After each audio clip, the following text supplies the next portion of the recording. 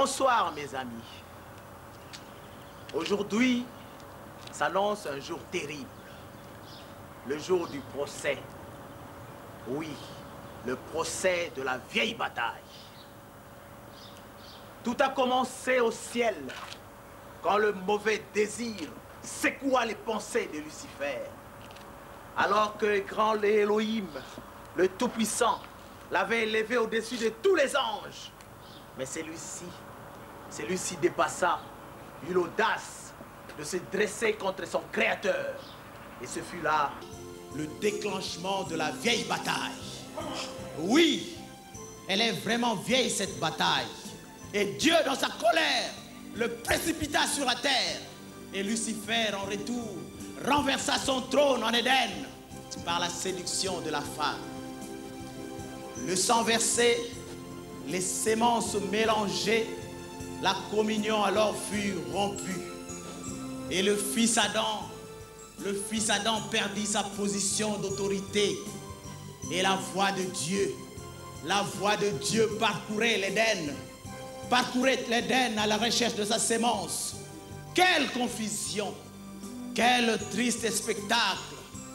Le grand roi, le Tout-Puissant, le Créateur des cieux et la terre, eut le cœur entièrement brisé en voyant son fils Adam s'éloigner de son royaume. Et dans son grand amour, il s'engagea alors dans la grande bataille. Oui, elle est vraiment vieille cette bataille. Et Dieu, en suivant son enfant, le diable lui aussi posait ses empreintes. Il semblait comme si la vision de l'aigle commençait à baisser. La bataille paraissait presque perdue. Abraham, dans sa faim, s'est vendu à Abimelech. Et Dieu Tout-Puissant descend et cassa cette fausse union. Et Job, dans notre tourment, céda presque à la dépression. Et Élie, par la peur de Jézabel, demanda la mort. Satan dit, tu vas mourir. Dieu dit, non fils, tu vivras. Quelle bataille! La vieille bataille. Et David ne pouvant plus jouer librement de sa harpe, se souvenait des merveilles d'autrefois, quand il chantait des psaumes pour son Créateur. L'Éternel est mon berger, je ne manquerai de rien. Il me fait reposer dans le vert pâturage. Oh, et Moïse, troublé par le murmure du peuple, frappa une seconde fois le rocher. Et le Fils de l'homme à la croix s'écria d'une voix forte, mon Dieu, pourquoi m'as-tu abandonné? Qu'était-ce?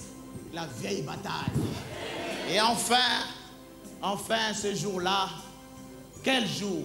Aujourd'hui, sous la charpente de l'église, pendant que les deux esprits se frottent côte à côte, et Dieu, en enlevant son fils, commence à combattre lui-même avec l'épée de la parole dans son épouse. Satan dit, il est écrit. Dieu dit, il est aussi écrit. Il est écrit. Il est aussi écrit. Je sonne de la trompette dans cette bataille qui t'a perdu une jambe. Mais nous combattrons l'épée de la parole collée à la main jusqu'au port du ciel. Pourquoi? Parce que la victoire nous est révélée. Un beau matin entre 6h et 9h. Bye bye. Bye bye. Nous partirons à la rencontre de notre roi qui nous apportera le pain et le vin. Et ce sera alors la fin de cette longue et vieille bataille. Que Dieu vous bénisse.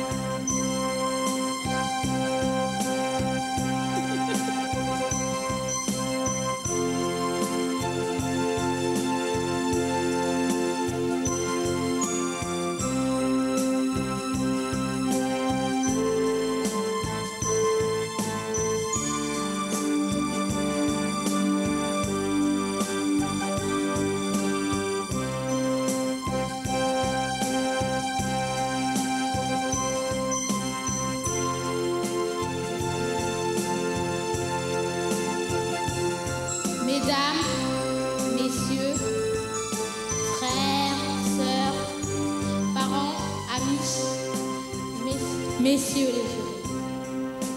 En application de règles du droit, toute personne accusée ou plaignante a le droit d'être entendue publiquement et équitablement par un tribunal indépendant et impartial. La salle d'audience est ouverte aujourd'hui parce qu'un procès est engagé contre Jésus-Christ, le Dieu Tout-Puissant. Soyez prêts maintenant et écoutez attentivement. Je passe la parole à Monsieur le Président pour l'ouverture de l'audience. Que Dieu vous bénisse.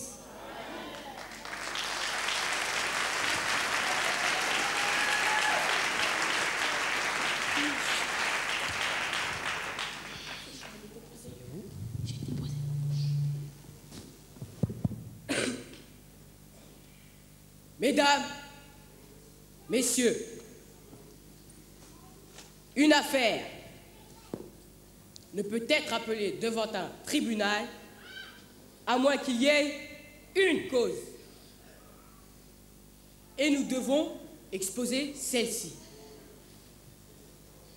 L'affaire qui est appelée aujourd'hui devant ce tribunal concerne Dieu et le monde. Le motif d'accusation est rupture de promesse. M'entendez-vous bien? Si vous m'entendez, levez la main. Parfait. Il est dit dans l'accusation que Dieu a fait une promesse et ne l'a point tenue. C'est pour cela qu'il est amené devant ce tribunal pour rupture de promesse.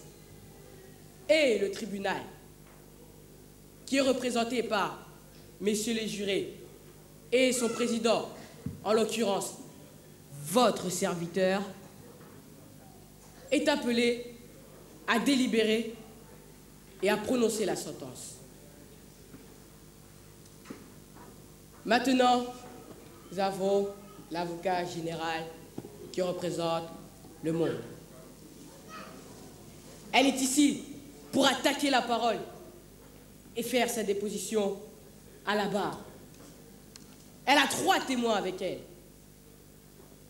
Madame incrédule,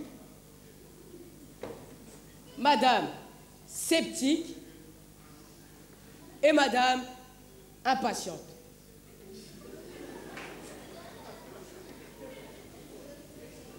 Qui vont essayer de témoigner contre les promesses de la parole. Le prévenu dans cette affaire, c'est le Dieu Tout-Puissant. Lui aussi a des témoins pour sa défense.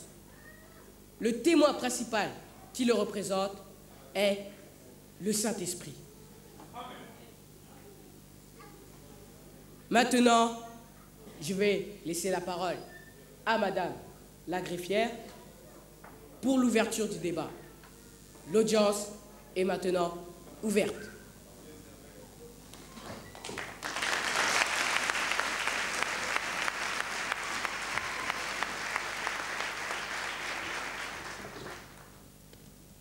Nous appelons à la barre pour l'ouverture du débat Madame l'avocate générale qui va exposer les faits.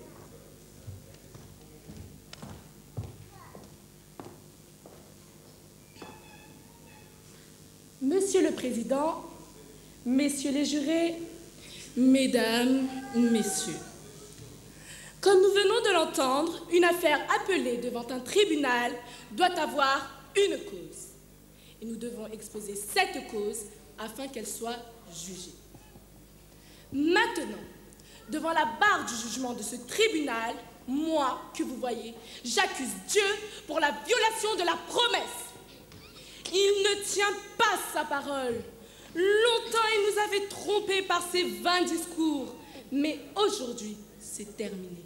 Moi, j'ai décidé de mettre fin à ces vérités mensongères. Monsieur le Président, permettez-moi, pour vous prouver que mes accusations sont vraies, de faire passer des témoins véritables, de véritables témoins qui sont tombés dans le piège de ces mensonges.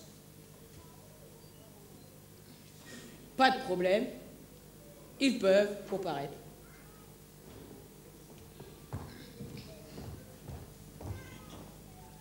Nous appelons à la barre le premier témoin de l'accusation, c'est Madame l'incrédule.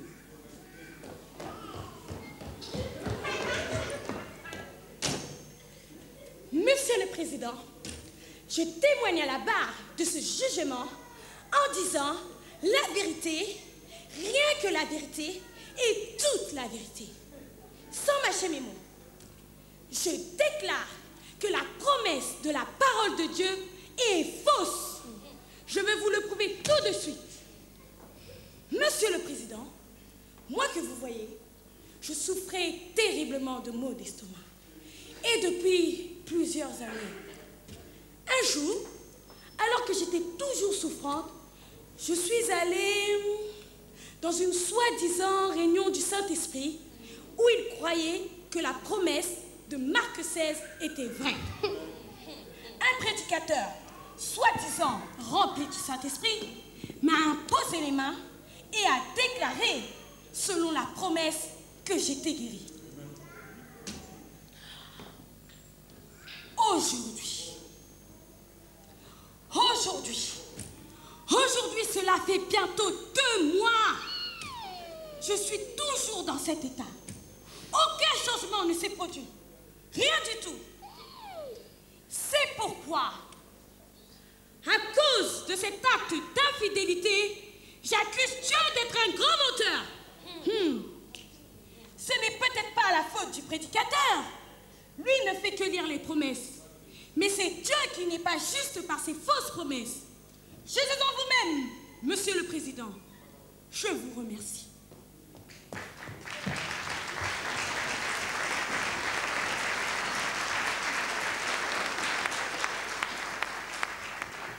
Le témoin suivant qui va être entendu à la barre, c'est Madame la sceptique.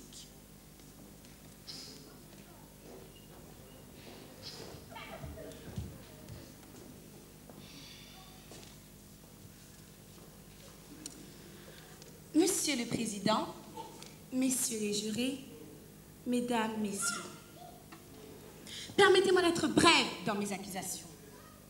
Je vous dis la vérité. Cette histoire de promesse n'est que mensonge du début à la fin. Pourquoi je vous dis ça?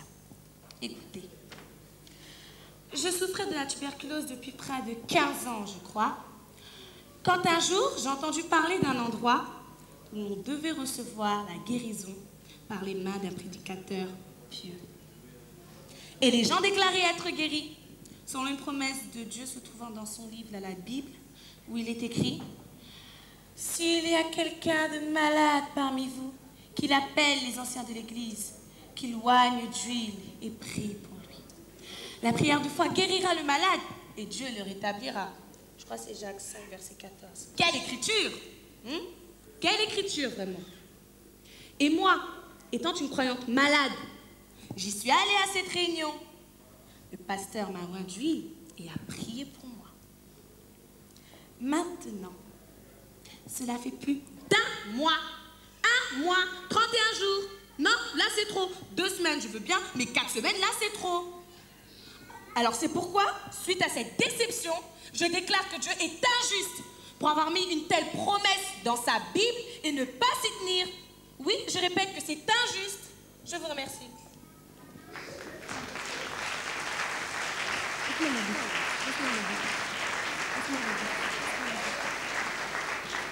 Maintenant, nous allons entendre le 3e et dernier témoin de l'accusation. C'est Madame l'impatiente.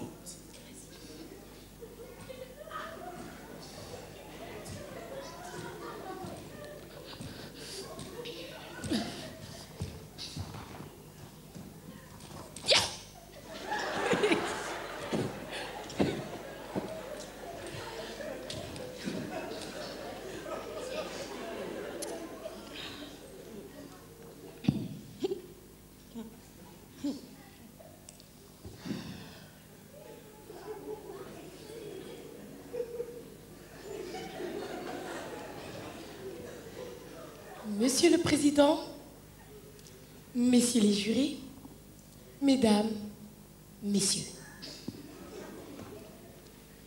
Pardonnez-moi d'être directe et franche dans mes accusations.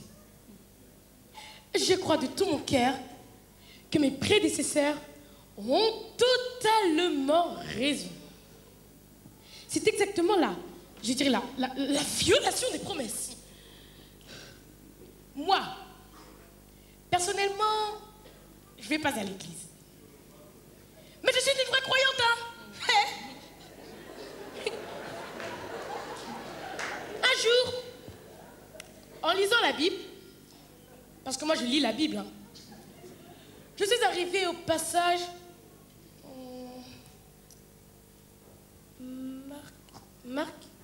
Marc 11, versets 22 et 23. Là où Jésus lui-même fait cette promesse. Écoutez un petit peu cette promesse-là. Si vous dites à cette montagne, ôte-toi de là et va dans la mer, et que vous ne doutiez point dans votre cœur, mais que vous croyez que ce que vous avez dit s'accomplira, vous pourrez avoir ce que vous avez demandé. Il fait encore cette affirmation de ses propres lèvres. Hein. Croyez que vous recevez ce que vous demandez.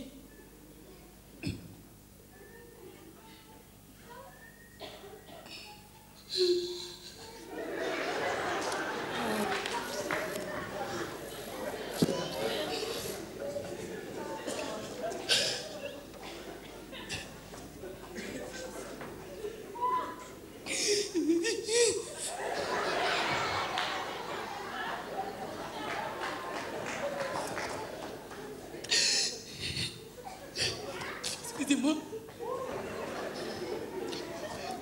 C'est l'émotion.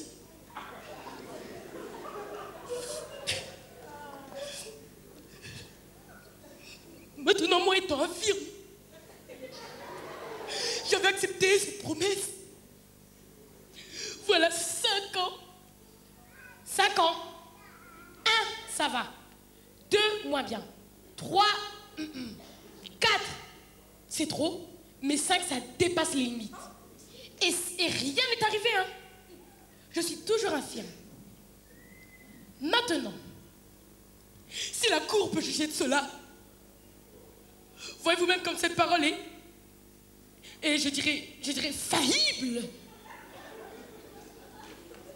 Qui de vous là, oui, vous tous là, qui de vous peut me prouver que la Bible est la parole inspirée, alors que moi, regardez-moi,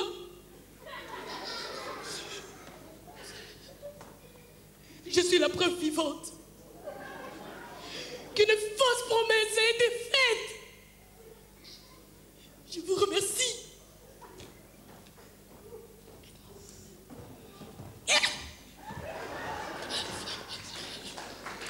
N'est-ce pas pathétique?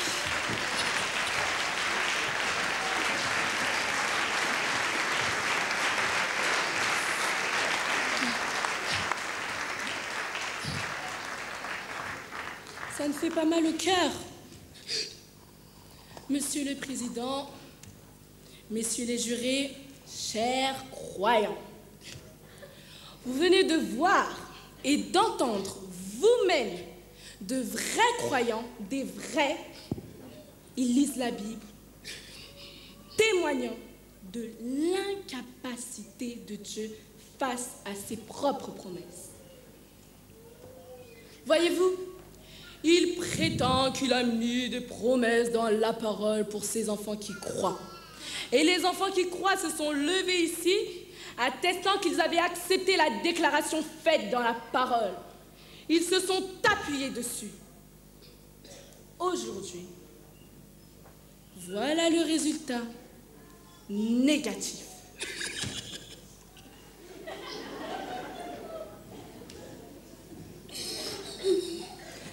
Madame la patiente nous démontre preuves à l'appui que cette promesse n'est pas vraie.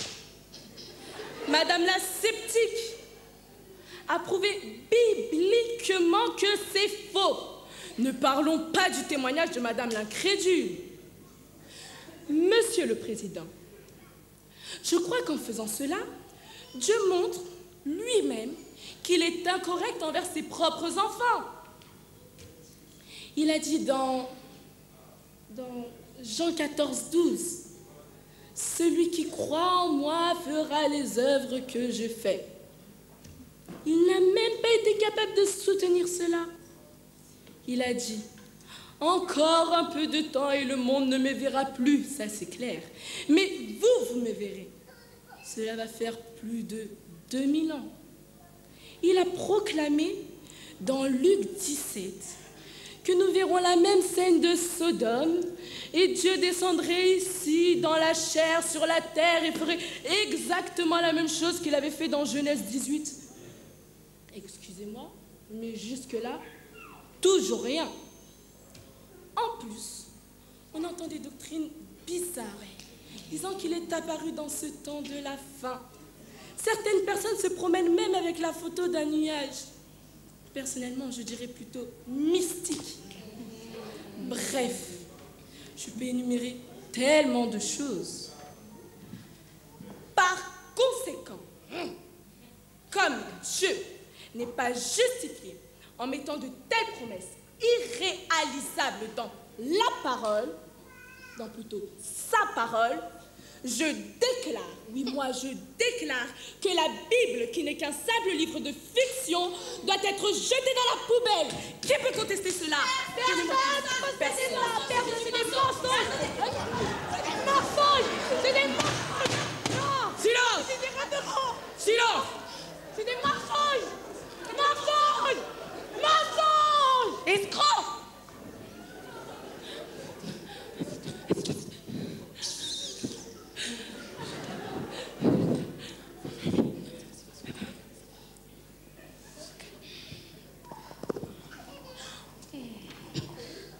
Bien. Maintenant que l'accusateur a déposé sa plainte, que ses témoins en ont admirablement attesté les faits,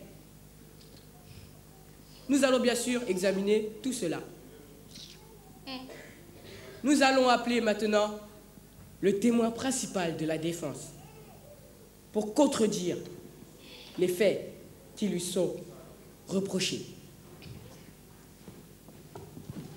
Nous appelons devant la barre du jugement le témoin principal de la défense, le Saint-Esprit.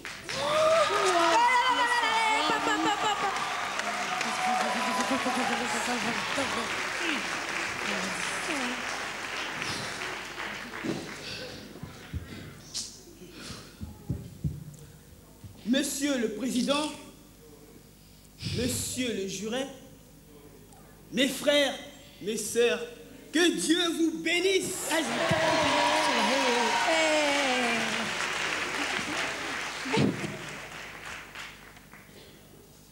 J'attire l'attention de la Cour sur l'accusateur. C'est le même qui avait interprété faussement la parole dans les jardins d'Éden à notre précieuse sœur Ève. Deuxièmement, je veux que la Cour sache que les promesses de Dieu ne sont que pour les croyants.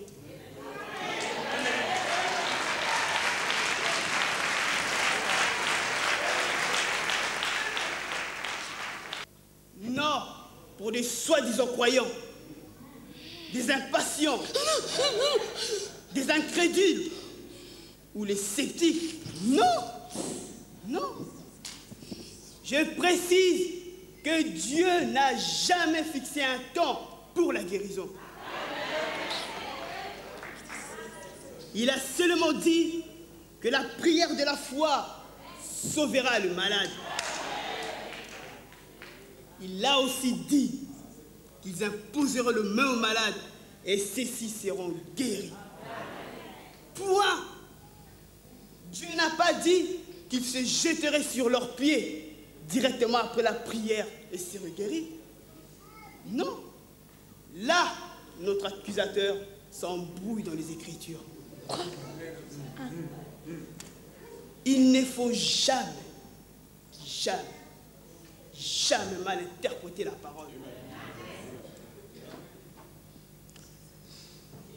Pour terminer, notre Dieu dit que la parole est une sémence qu'un semeur a semée. Je vais vous donner un conseil. Si vous plantez une sémence, n'allez pas les jours suivants la déterrer, la regarder et dire il n'y a rien de changé en elle. Il est certain qu'elle ne changera jamais. Vous devez la confier à la terre. C'est Christ qui doit faire le reste. Aussi, la sémence doit tomber dans la bonne terre. C'est très très important. Parce qu'un endroit pierreux ne produit que des impatients. Je me demande quel genre de mes amis, quel genre de terre sont mes amis ici. Si Monsieur le Président le permet, je veux faire venir à la barre de la bonne terre qui ont reçu les sémences de Dieu. Oui, les sémences de Dieu. Elle les ont fait germer. Je suis d'accord. Ils peuvent comparaître.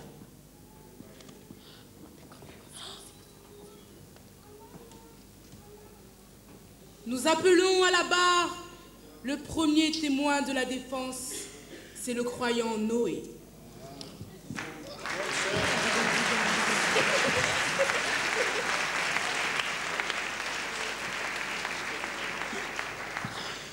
Monsieur le Président, messieurs les jurés, mesdames, messieurs, je vivais dans un âge très scientifique.